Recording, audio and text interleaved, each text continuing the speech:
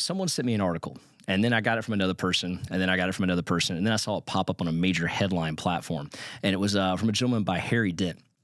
And what it's suggesting is that it will be the largest crash you've ever seen in our lifetime in 2024.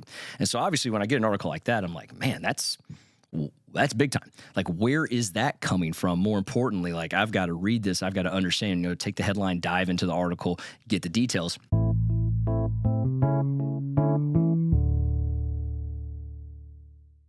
Welcome back to the What's Your More podcast. I'm your host, Quinton Harris. And as we embark on 2024, I want to start by wishing you all a happy new year as we get started into the second day here of January 2024. And as we kind of turn the page here, many people are going to be evaluating their goals. They're going to be looking at aspirations and things that they want to accomplish throughout the year. And for many of our audience, just based on feedback alone, we know that housing is a big portion of that. We also know that, you guys have been feeling the crunch of a lot of the things we've been talking about, which is inflation and the impact of that. Now that it's made its way down to the consumer, and we've seen it cycle through the system. And, the feedback that you guys have been giving online, greatly appreciate it. And it's helped us kind of curtail some of our 2024 podcasts as we move forward. And just, again, the feedback and letting us know your thoughts. And you guys have had some really good input on there, especially on our YouTube channel at What's Your One More with number one. You guys have been doing some great stuff on there. So thank you very much. So let's get into I want to give some thoughts of 2024, a little bit with housing trends, a little bit about the election year, a little bit about, some things that have been sent to us from our audience. And I'll get into that in a minute, that are kind of in the fear-mongering, doom and gloom section of 2024. And then kind of finish it up a little bit about what a market correction could look like, right? So let's start with the first thing here. I always go into an election year, and I've been, I can't even count how many presidential elections this is going to be in my lifetime. But things happen during an election year that are very consistent. And most of that is the economy starts to make a turn for the better during an election year. Very rarely do you see a presidential election happen and the incumbent rolls in with a disaster, and that's a platform they have to run on. And so you see massive cooperation from the Federal Reserve. You see, even though they're supposed to work independently, you still see that cooperation there. And in this case, it makes sense for Powell to want to cooperate at some level, at some capacity, to make sure and ensure the economy is looking good for Biden and his team as they roll into the election. Because, if you look at it, I think he was appointed by Trump, but there's a lot of negativity that has come out of that Trump campaign about Powell, and there's a high chance if they were to win, I would be willing to bet that Powell would be very quickly replaced, if you may, as the Federal Reserve Chairman. So if you're Powell, you're looking at, hey, listen, how do I and my policies, align with the current administration? So I think that's something that I'm going to watch for in 2024. The other thing I'm going to watch for in 2024 is, it's interesting, who are going to be the candidates? Like right now, we don't know who those are. I mean, we have an idea, but we don't know. And there's a site, predictit.org, where they take odds and, they present those odds that, actually, I think people can place bets on. But they actually have both Biden and Trump neck and neck, like at dead evens of who will win the election. We haven't seen that on that site before. There's been a slight lead by the current administration for some time now, and now that's completely 50-50. So it'll be interesting to see what the outcome of the year is. But as we roll into a presidential election, the platforms are going to be the other thing that I'm going to be looking for. Are we going to talk about the national debt crisis? Is it going to be addressed? Are we going to talk about deficit spending? Are we going to talk about taxes? Are we going to talk about, there are some things in Social Security Administration, the VA funding, military spending. How is all of that going to be addressed in this election? Or is all of that going to be completely sidelined and it's going to be more bickering and more finger pointing, which is going to happen, but are we going to get to some of the topics that actually matter to the general public? So those are things I'll be looking for in the 2024 election. And as we move into the year, some things that we look for in housing trends right now that, to me, I think are really important. Obviously, the inventory continues to be at a significant level of, a lack of, if you may. There's just not enough of it, while demand continues to increase. I've been talking about on the podcast here over the last couple of episodes, the way we measure that demand is that we look at it through the mortgage applications that come in every single week, the MBA index for mortgage applications, specifically on the purchase side. And if that index continues to be up week over week, where you're seeing real-time data come in that measures demand going up versus declining. And as that demand continues to go up, that's putting pressure on the housing market that has not a good level of inventory compared to the amount of home buyers and prospective home buyers that are on the way. And another thing we take a look at here that's recently come out is the migration patterns that happened from 2023. Now, we look at migration patterns, and during COVID, they went off the charts. Like, for example, people were moving, obviously, from states that maybe weren't as COVID friendly to states that were COVID friendly because they could do work from home. And those migration patterns caused those states that people moved into to become affordable to almost unaffordable. And, you take a look at it, some of the least affordable areas now that were very affordable at the time, where people are buying homes.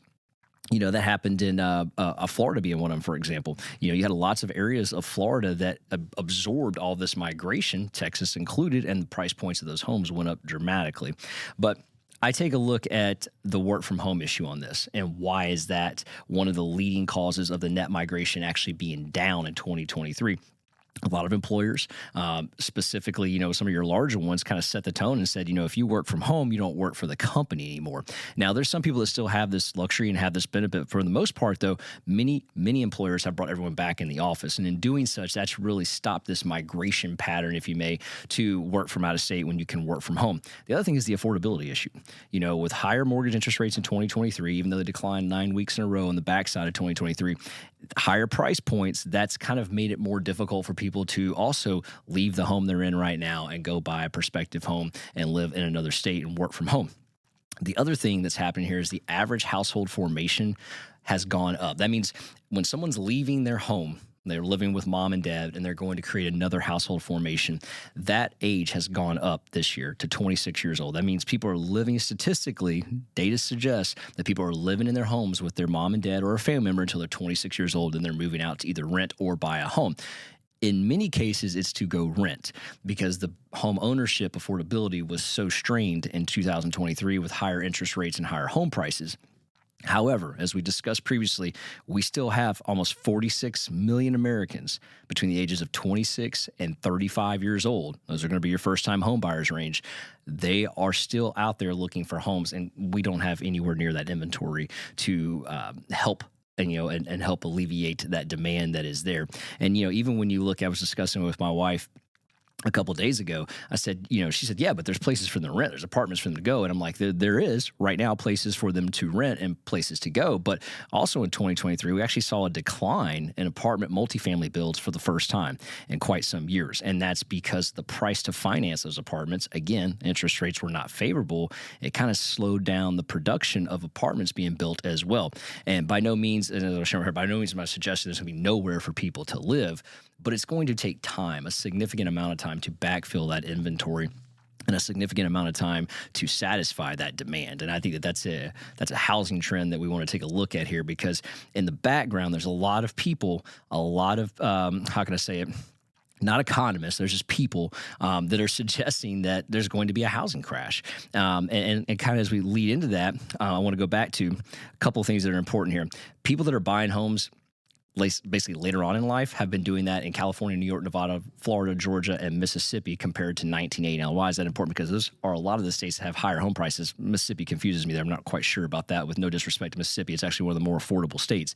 But I guess just the average home buyer's age has gone up. But those other states, prices have skyrocketed. And that does make sense to why people are buying later on in life, suggesting that, hey, the first-time home buyer's age is 32, but now we're starting to see the first-time home buyer's age kind of creep up into that later 30s because of those home prices. And then one of the younger states is going to be Iowa on that same list that we got from Adam's data as well, that suggests where people are moving to buy homes at a younger age due to affordability. But getting back to that doom and gloom, someone sent me an article, and then I got it from another person, and then I got it from another person, and then I saw it pop up on a major headline platform. And it was from a gentleman by Harry Dent. And what it's suggesting is that it will be the largest crash you've ever seen in our lifetime in 2024. And so obviously when I get an article like that, I'm like, man, that's big time. Like, where is that coming from? More importantly, like, I've got to read this. I've got to understand, take the headline, dive into the article, get the details. But the first thing I did was research the author, because I think that that's really important. I want to see their pedigree. I want to see where they're coming from. What's their motive behind this article? Because that's a pretty big, was that a headline grabber? Or is this guy, does he have a lot of validity? Has he got a lot of research on that? And what I found was that this has been his platform for at least the last 5 years, meaning that he's been calling for a significant market crash for 5 years. And so the first thing I think when I see that is like, okay, I have a friend who used to tell me, people that continue to say the same thing over and over again eventually will be right. So if you hold firm on that platform, and his example was, it's real extreme. He used to go, oh, hey, you're going to die. You're going to die. You're going to die. And eventually he will be right. Correct. So, I mean, at some point, if you hold firm on that platform, you'll be right. And then maybe that's the path that Mr. Dent's taken here. But I kind of wanted to address the article because he's suggesting this will be the largest crash in the history of the United States, dating back to the start of it. And the reasoning for that is he is suggesting that the entire economy, the assets, everything involved around the United States is built up on inflated numbers. And he kind of goes through it and says that the stock market obviously is at an all-time high, which I agree with. Housing's at an all-time high, which is true. You've got crypto, you've got gold, the list goes on. And his suggestion is that all of it is inflated. Now, I could absolutely see where he's coming from on the stocks standpoint, because what he is suggesting is that the stock market was built up on this false pretense.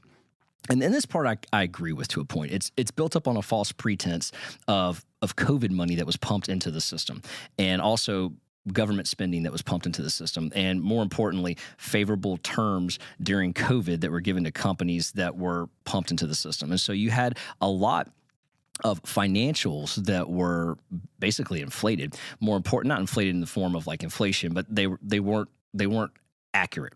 And what I mean by that is they were basically intoxicated by all of this COVID money that was pumped into the system, along with lower interest rates. And so also a lot of those balance sheets, as we've seen with some of the regional banks, were not marked to market. And so you have a lot of assets that are toxic on people's sheets that are not having to be reflected in the numbers. And so I think there's a combination of this theology that, it's doing better than it should be. And what goes up will come down. Now, a significant crash, I'm not so sure about that, but I do think that it is higher than it should be, and I do think you will see a correction there.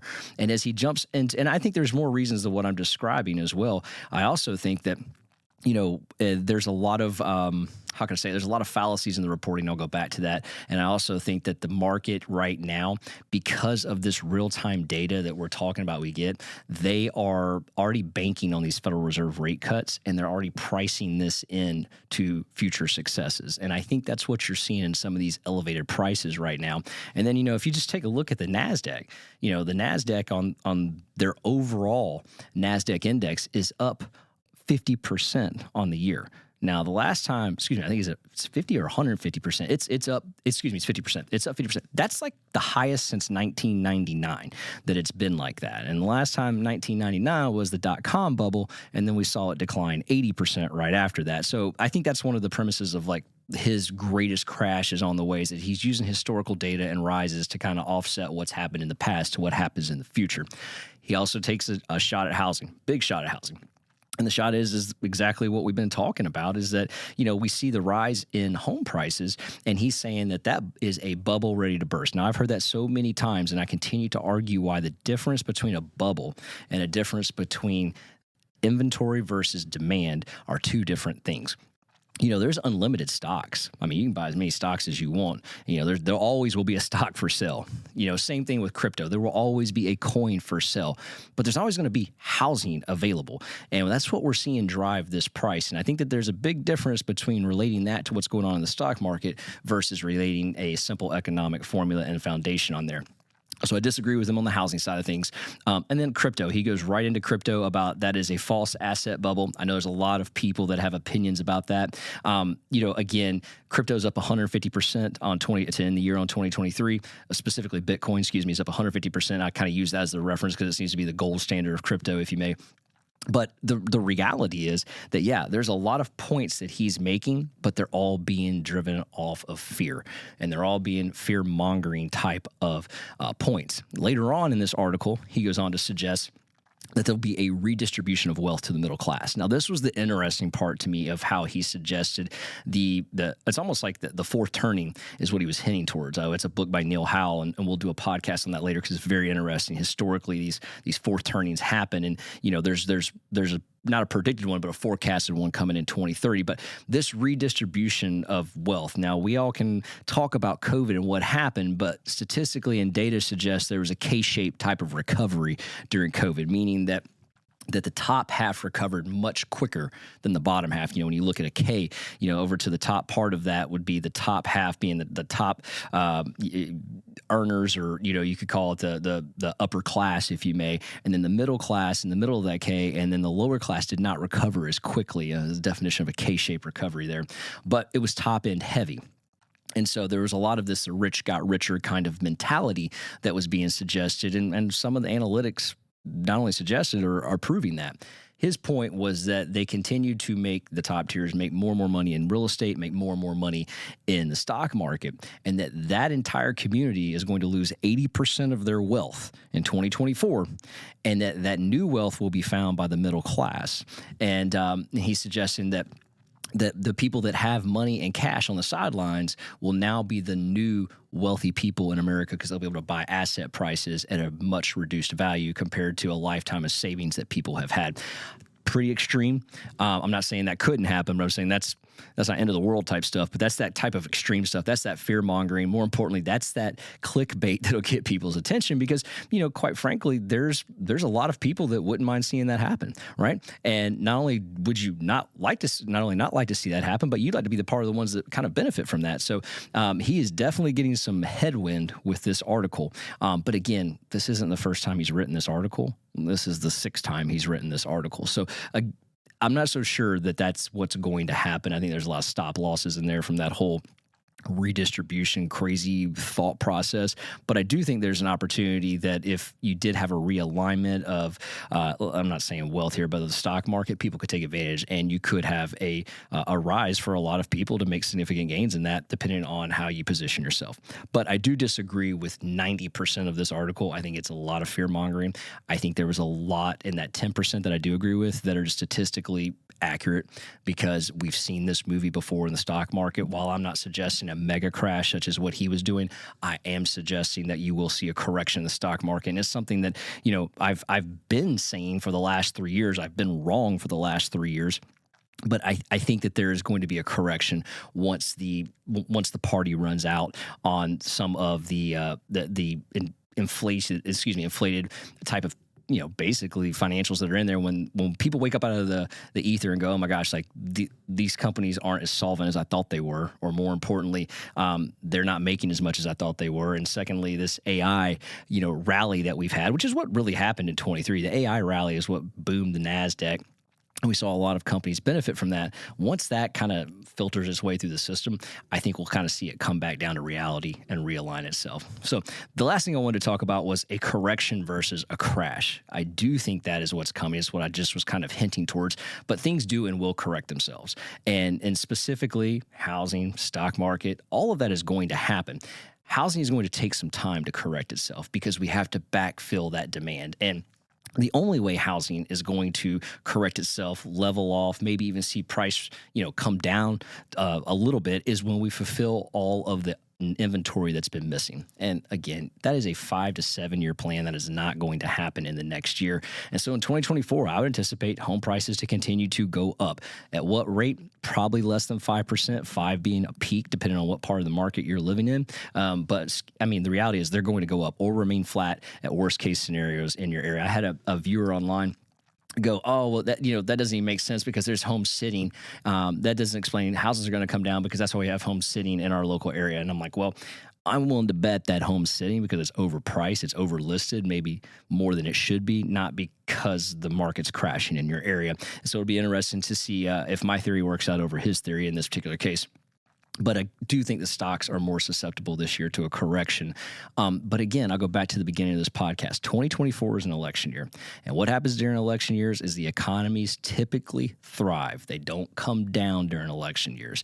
And I think whenever you have that in the background looming, that's the ace in the hole to keep the economy going and thriving in 2024. And we know the election doesn't happen until November. So you've got all year to see the benefits of that in the background here. And I think where the real noise is going to be is in the election. That's where the real noise is going to be.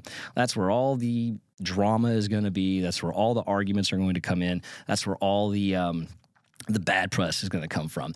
And housing is going to be a thing that will be there. It'll be there in the distant background, along with these other topics that we're talking about as well, because the frontliners are going to be the election, and that's what's going to take the brunt of the media. And more importantly, that again is why I think you're going to have a better successful 2024 than maybe Mr. Dent wrote in this article. So if you guys like what you're hearing, please share this podcast, 5-star review it, leave us a review on Apple, Spotify, Google, or Amazon, and then check us out on our YouTube channel at What's Your One More. Till the next time, we'll see you guys on the next episode.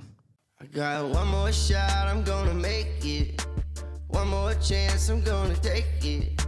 I meant it when I said it, now it's time for me to do it. I got one life to live, so I put my all into it, yeah.